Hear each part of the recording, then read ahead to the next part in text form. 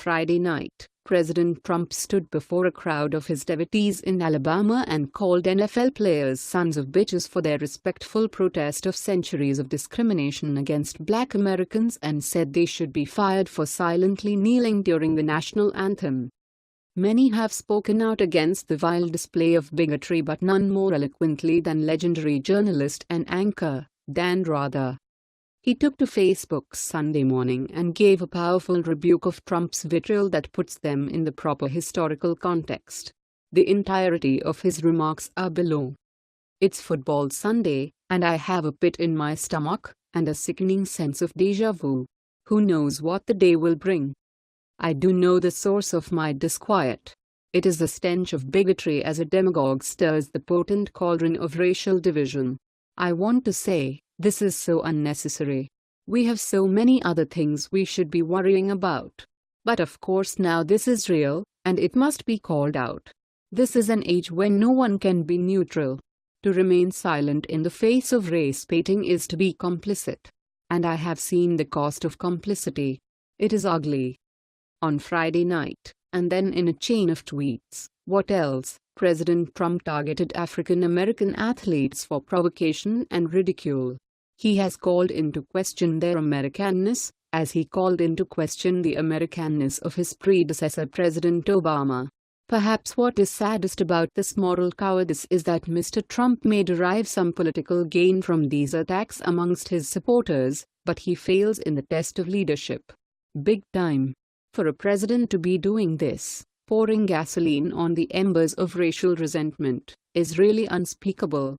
Instead of trying to reduce the potentially explosive emotions about race, he is trying to exacerbate them for his own gain. I have seen this game plan before. My mind is transported across the decades. I hear the adjective uppity, and much worse. I see the mouths of authority curl with disdain and mutter, "What do you think you're doing, boy?" Dash the last word spit out in disgust. I feel time click into rewind, to when African Americans weren't thought of as being smart enough to play quarterback, to when there was a gentleman's agreement amongst college basketball coaches to the total number of African American players on the court. Backwards still to all-white teams, and all-white leagues. I remember Jackie Robinson, and a time before someone of his skin color dared to think he could earn a living as an athlete in the United States. I know this history. And so does Donald Trump.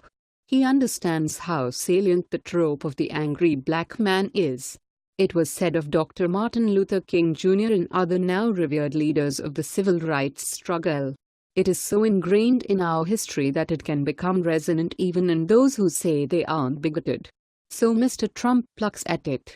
He knows that he can use the American flag as a symbol of division and not unity. So he sows that thought. I grant that there are many who are offended by players taking a knee during the national anthem. That is their right, as it is the right of those who protest to have their speech protected. This is how we discuss our differences peacefully in a democracy. But calling out these players as SOBs, but using the actual profane words, "who should be fired," that's a pointed attack on our constitutional rights. And it is summoning the dark shadows of centuries of racial stereotyping. Let's just say I have seen plenty of white SOBs in sports who have been given awards rather than pink slips. President Trump is not trying to win over the majority of the American people. He wants to animate his base and bask in its approval. Will his supporters in Congress continue to stand by in telltale silence? Will his donors, including some of the owners of professional sports teams? We are not a nation of majority bigots. The strident ranks of the intolerant can be overwhelmed by enough people agreeing that this is not who we are, or who we want to be. Mr. Trump's cheers can be drowned out by a chorus of justice. And one final thought, we have seen these distractions before. As Mr. Trump dominates the news cycle over race, as he issues bellicose threats to North Korea, one wonders what bombshells may be brewing in the Russia investigation, which seems to be gaining speed and scope. Please share this on Facebook with your thoughts.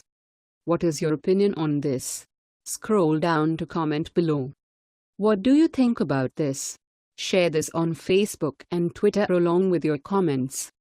Let's make this go viral. Share this on Facebook and Twitter and let us know what else you think. And don't forget to help support us by subscribing and joining us on Patreon by clicking on our Patreon link in the description box down below. Don't forget to check out our all-new website with much more content than on this YouTube channel. And if you are looking for the latest must-haves at the most affordable prices, then check out at thismall.com. That's once again at thismall.com. Let the world know your thoughts on this story. Thank you to all that helped contribute to this report. Thanks for watching and goodbye from all of us here.